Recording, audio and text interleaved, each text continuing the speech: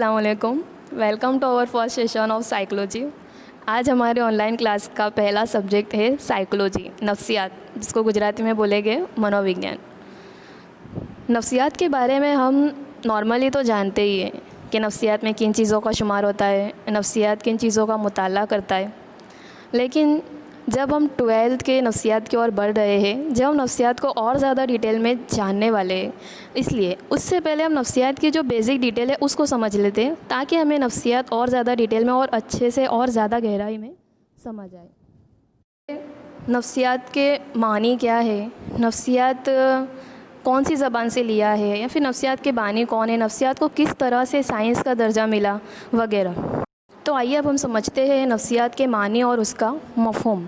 माहिर नफ्सियात के मुताबिक नफ्सियात, साइकोलॉजी, ये जो लफ्ज़ है वो लातीनी ज़बान से माखूज़ है, यानी कि वो लातीनी ज़बान से लिया गया है। साइकोलॉजी जो लफ्ज़ है वो दो लफ्ज़ों से मिलकर बना है, जैसे साइके प्लस लोगोस। साइके PSYCHE का मतलब होता है रूह, प्लस लोगोस LOGOS का मतलब होता है साइंस। इस तरह से साइकोलॉजी को पहले कहा जाता था रूह का मुताला, रूह का इल्म जानने वाला एक इल्म। लेकिन नफ्सियात को अलग अलग दौर में माहिर नफ्सियात ने उसे अलग अलग मुख्तलिफ़ अंदाज में पेश किया है। शुरुआत के दौर में नफ्सियात को रूह का मुताला कहा गया, लेकिन रूह का कोई वजूद नहीं है। क्या हम रूह को देख सकते? नहीं, रूह को हम देख नहीं सकते। इसीलिए माहिर नफ्सियात ने रूह का मुताला कहने से नफ्सियात को उसके रूह का मुताला करने वाला एक इल्म कहने से इसे इनकार किया। और मौजूदा दौर में नफ्सियात को इंसान का, हैवानों का बर्ताव का मुताला कहा गया, क्योंकि बर्ताव का मुताला मुमकिन है, हम फ़र्द के बर्ताव को देख सकते हैं। इसीलिए आज के दौर में नफ्सियात की, साइकोलॉजी की डेफिनेशन कुछ इसी तरह से है कि नफ्सियात जो है वो इंसानों और हैवानात के किरदार का मुताला करता है। अब नफ्सियात को एक मज़मून के तौर पर किस तरह से दर्जा मिला? नफ्सियात सबसे पहले तो सिर्फ़ एक मज़मून के तौर पर जाना जाता था। आज के ज़माने में नफ्सियात को जो एक साइंस का दर्जा मिला है, पहले वो दर्जा उसे नहीं मिला था। पहले उसे सिर्फ़ एक नॉर्मल मज़मून के तौर पर जाना जाता था, लेकिन धीरे धीरे जैसे जैसे नफ्सियात की तरक्की हुई, नफ्सियात को एक साइंस का दर्जा मिला। अब नफ्सियात को एक मज़मून के तौर पर कैसे और किसने लाया वो हम देखते हैं। सबसे पहले भारत में 1905 में भूजेंद्र नाथ सेल ने कोलकाता यूनिवर्सिटी में नफ्सियात की पहली तजुर्बा की बुनियाद डाली और नफ्सियात का एक मज़मून के तौर पर उसको पढ़ाना शुरू किया।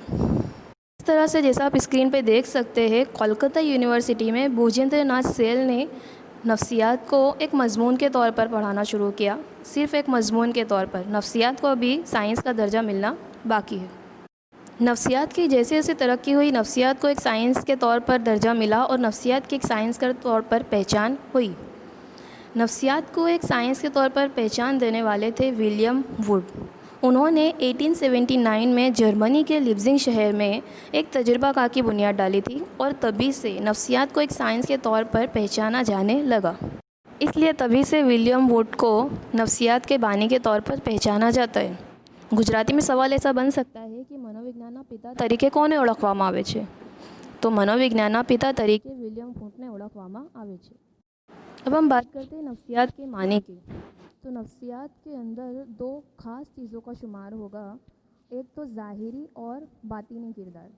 अब ये ज़ाहिरी और बातिनी किरदार क्या है?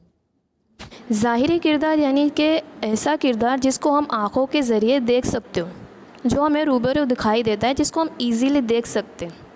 ऐसे किरदार को हम ज़ाहिरी किरदार कहते हैं, जो ज़ाहिर है, जिसे हम ईज़िली देख सकते हैं। फॉर एग्ज़ाम्पल, जैसे कोई फ़र्द बैठा हुआ है, कोई फ़र्द चल रहा है, कोई फ़र्द बैठा हुआ है।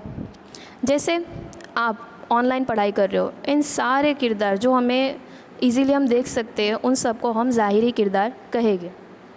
अब बातिनी किरदार किसे कहेंगे? बातिनी किरदार उसी के ऑपोज़िट है। बातिनी किरदार यानी कि ऐसा किरदार जिसको हम आँखों के ज़रिए देख नहीं सकते, जो छुपा हुआ हो, जो पोशीदा हो। फॉर एग्ज़ाम्पल, इंसान के ज़हनी अमाल, इंसान क्या सोच रहा है, वो क्या इस्तेंताज कर रहा है, इंसान के लॉजिक, ये चीज़ें ऐसी है जिसको हम देख नहीं सकते। तो ऐसी चीज़ें जिसको हम देख नहीं सकते, ان کو ہم باطنی کردار کہیں گے۔ اس طرح سے ظاہری کردار یعنی جس کو ہم دیکھ سکتے ہیں، اور باطنی کردار جس کو ہم نہیں دیکھ سکتے۔ باطن یعنی کہ چھپا ہوا، جو دکھائی نہ دے۔ اب ہم دیکھتے ہیں نفسیات کی تعریف۔ یہاں پر نفسیات کی تعریف سی ٹی مارگن نے پیش کی ہے۔ سی ٹی مارگن کے مطابق نفسیات انسانوں اور حیوانوں کے کردار کا ایک سائنس ہے۔ جی ہاں، نفسیات انسانوں کے ساتھ ساتھ حیوانوں کے کردار کا بھی مطالعہ کرتا ہے۔ نفسیات انسان اور حیوانوں کے کردار کو مطالعہ کرتا ہے اور اس کو سمجھتا ہے، وہ ایک سائنس ہے۔ نفسیات میں حیوانات کے کردار کا بھی مطالعہ کیا جاتا ہے۔ کئی سارے ماہرین نفسیات دانوں نے انسانی ذہنی اعمال کو سمجھنے کے لیے حیوانوں کے اوپر بھی کئی سارے تجربے کیے ہیں۔ فار ایگزامپل، تھورنڈائک نے صحیح و خطا کو سمجھنے کے لیے بلی کے اوپر تجربہ کیا۔ پاولو نے ایک کتے کے اوپر تجربہ کیا۔ اسکینر نے ایک چوہے کے اوپر تجربہ کیا، اور سیم وے کوہلر نے انسان کی داخلی بصیرت کو سمجھنے کے لیے ایک چمپانزی کے اوپر بھی تجربہ کیا ہے۔ اس طرح سے نفسیات کو پہلے صرف ایک مضمون کے طور پر پہچانا جاتا تھا۔ نفسیات کی تعریف جیسے ہم نے دیکھی کہ نفسیات کو پہلے روح کا سائنس کہا جاتا تھا، لیکن روح کو ہم دیکھ سکتے، لیکن روح کا کوئی وجود نہیں ہے، روح کو ہم دیکھ نہیں سکتے تھے۔ اسی لیے وقت گزرنے کے بعد جیسے جیسے نفسیات میں ترقی ہوئی، اس کے بعد نفسیات کو باقاعدہ ایک سائنس کے طور پر پہچانا گیا۔ اب ہم دیکھیں گے وقوفی نفسیات کے ترقی پذیر میدان۔ Developing field of psychology. ہم یہ دیکھیں گے کہ نفسیات کے ترقی پذیر کون کون سے ایسے میدان ہیں، کون کون سی ایسے فیلڈ ہے جس کے ذریعے ہم نفسیات کے فائدے حاصل کر سکتے ہیں، ہمارے مسئلے کا حل نکال سکتے ہیں۔ ہماری زندگی میں بہت ساری پرابلم ہوتی ہے، لیکن ہمیں پتہ ہی نہیں ہوتا ہے تو اس مسئلے کا حل ہم کیسے نکالیں۔ تو ان تمام ترقی پذیر میدانوں کے ذریعے ماہرین نفسیات ہمیں بتاتے ہیں کہ ہم ہمارے مسائل کا حل کیسے نکال سکتے ہیں۔ آپ کو اسکرین پر دکھائی دے رہا ہوگا کہ نفسیات کے ترقی پذیر میدان کے کچھ 5 پوائنٹ دیے گئے ہیں۔ اس میں فرسٹ ہے وقوفی نفسیات، کوگنیٹیو سائیکولوجی۔ سیکنڈ ہے صحت سے متعلق نفسیات یعنی ہیلتھ سائیکولوجی۔ تھرڈ ہے کھیل نفسیات، اسپورٹس سائیکولوجی۔ فورتھ ہے ماحول مرکوز نفسیات، انوائرمنٹل سائیکولوجی۔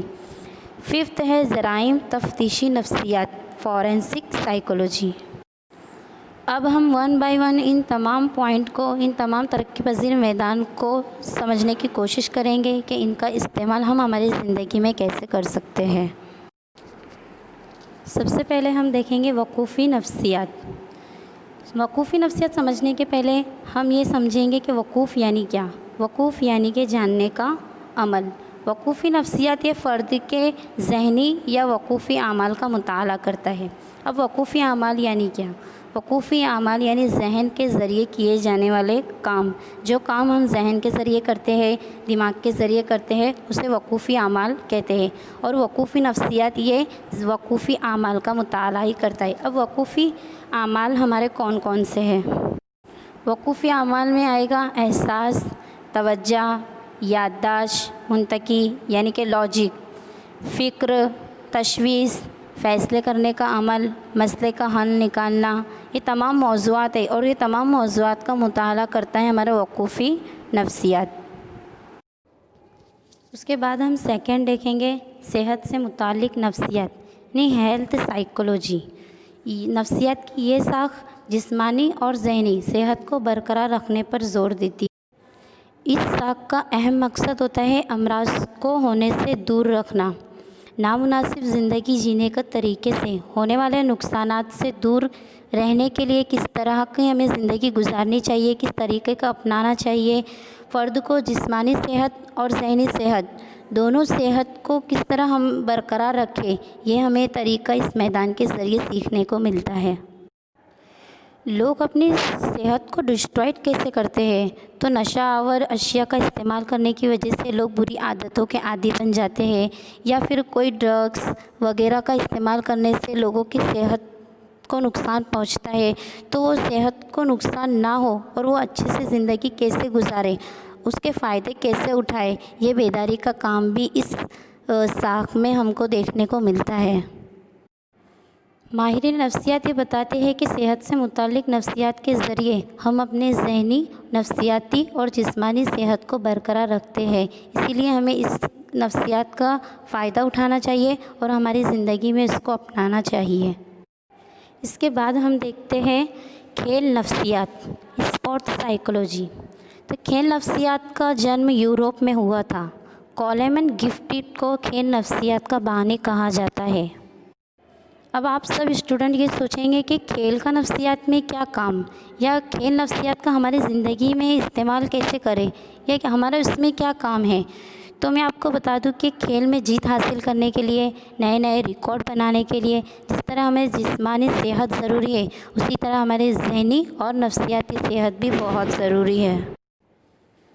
آپ کو پتہ ہوگا کہ کھیل کے میدان میں کھلاڑیوں کو ذہنی طور پر چوکنا رہنا پڑتا ہے، جیسے آپ اسکرین پر دیکھ رہے ہوں گے کہ کھیل میں ہمیں کھلاڑیوں کو جیت حاصل کرنے کے لیے، نئے ریکارڈ بنانے کے لیے ہمیں جسمانی طور پر اور ذہنی طور پر وہاں پر پریزنٹ ہونا پڑتا ہے، چوکنا رہنا پڑتا ہے، اسی لیے ہمیں کھیل نفسیات کا استعمال کرنا بہت ضروری ہے۔ فار ایگزامپل کوئی ایک کھلاڑی ہے اور ہمیں اس کا مطالعہ کرنا ہے، اس کے کردار کا مطالعہ کرنا ہے، تو اسپورٹ سائیکولوجی کے ذریعے ہم اس کا پردرشن کر پائیں گے، اس کا انزائٹی لیول کیا ہے وہ جان پائیں گے، اس کا موٹیویشن فیکٹ کیا ہے یہ ہمیں کھیل نفسیات کے ذریعے پتہ چل سکتا ہے۔ کھیل نفسیات کا کام ہے کھلاڑیوں کو نئے ریکارڈ بنانے کے لیے تیار کرنا، ان کو تعلیم دینا اور مسلسل ان بابتوں پر توجہ مرکوز رکھنے میں ہی اس میدان کا کام ہے۔ اس کے بعد ہم دیکھتے ہیں ماحول مرکوز نفسیات، انوائرمنٹل سائیکولوجی۔ ماحول مرکوز نفسیات کا مقصد ہے ماحول کو برقرار رکھنا، ہمارے آس پاس کے پورے ماحول کو صحت مند رکھنا۔ جیسے کہ آپ سب کو پتہ ہے کہ دور حاضرہ میں نئی ٹیکنالوجی کی وجہ سے فضا میں ہونے والی آلودگی، ہونے والی تبدیلیاں، سالمی توانائی کا استعمال کے اثرات، جنگلوں کی تباہی، ندیوں کی آلودگی، کارخانوں وغیرہ کا دھواں کے ذریعے ماحول کو بہت نقصان پہنچتا ہے۔ ایون انسانوں کے ذریعے ہونے والا آبادی میں اضافہ، غریبی، بے روزگاری وغیرہ مسئلوں کے حل کے لیے ہم ماحول مرکوز نفسیات کا استعمال کرتے ہیں۔ اس میدان کے ماہرین حکومت اور صنعتی ادارے کے ساتھ مل کر یہ کام انجام دے سکتے ہیں۔ انسان جس ماحول میں رہتا ہے، اس ماحول کی اس کے کردار پر خود لیکن ترتیبی طور پر اثرات میں اضافہ ہوتا ہے۔ ماہرین ماحولیات کے لیے ماحول کے ناجائز استعمال کو روکنا ہی نہیں بلکہ ماحول کا ناجائز استعمال کے عمل کو الٹنے کی ضرورت ہے۔ ماحول سے ہونے والے نقصان کے مسئلے کے حل کے لیے فوری طور پر عمل درآمد کیا جائے، ایسا کوئی آسان حل نہیں ہے۔ اس مسئلے کے حل کے لیے صرف حکومت کی کوششیں کافی نہیں ہیں۔ اس مسئلے کے حل کے لیے اس کی سنجیدگی کے متعلق لوگوں میں بیداری پیدا کرنا نہایت ضروری ہے۔ چنانچہ اس ضمن میں عوامی بیداری پروگرام شروع کرنے کے لیے بھارت میں سوچھتا ابھیان کے ذریعے اس سمت میں بہتر کوشش ہو رہی ہے۔ اس سے لوگوں میں بیداری پیدا ہونے لگی ہے اور اسی لیے ہم 5 جون کو ورلڈ انوائرمنٹ ڈے مناتے ہیں۔ اس کے بعد ہم لاسٹ پوائنٹ دیکھیں گے، جرائم تفتیشی نفسیات، فورینسک سائیکولوجی۔